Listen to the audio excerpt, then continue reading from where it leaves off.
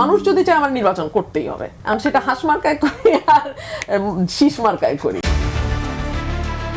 আসন্ন জাতীয় সংসদে নির্বাচন সামনে রেখে বিএনপি যে 237টি সম্ভাব্য প্রার্থীর তালিকা প্রকাশ করেছে সেখানে নেই ব্যারিস্টার রুমিন ফারহানার নাম। তালিকা প্রকাশের পর থেকে দল ও সমর্থকদের মধ্যে তৈরি হয়েছে নানা জল্পনা। বিশেষ করে ব্রাহ্মণবাড়িয়া 2 আসনকে কেন্দ্র করে দলের কেন্দ্রীয় নির্বাহী কমিটির সদস্য ও সাবেক সংসদ সদস্য রুমিন ফারহানা জানিয়েছে তার মনোনয়ন অন হোল্ড, অর্থাৎ এখনও চূড়ান্ত সিদ্ধান্ত আসেনি। জোটগত সমঝোতা ও আসন ভাগাভাগির আলোচনা শেষ না হওয়ায় কিছু আসনে মনোনয়ন স্থগিত রেখেছে বলে ব্যাখ্যা দিয়েছেন তিনি।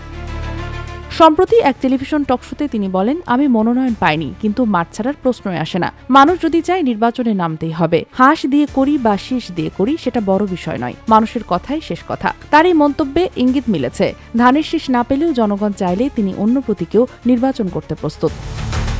এর আগে ব্রাহ্মণবাড়ির একটি সভায় তিনি আরো বলেন, আপনাদের সিদ্ধান্তেই নির্ধারিত হবে আমার আগামী রাজনীতি। আপনারা পাশে থাকলে মৃত্যু পর্যন্ত এই এলাকায় আমার শেষ ঠিকানা। দলের সিদ্ধান্ত মানতে চান তিনি, তবে স্থানীয় মানুষের আবেগকেও গুরুত্ব দিচ্ছেন স্পষ্টভাবেই। সব মিলিয়ে রুমিন ফারহানাকে ঘিরে বিএনপির মনোনয়ন রাজনীতি এখনও অনিশ্চয়তার মধ্যেই রয়ে গেছে। শেষ পর্যন্ত তিনি কোন প্রতীক নিয়ে ভোটের মাঠে নামবেন, ধানের শীষ নাকি হাঁস, সেটা এখন রাজনৈতিক অঙ্গনের আলোচনার কেন্দ্রবিন্দু।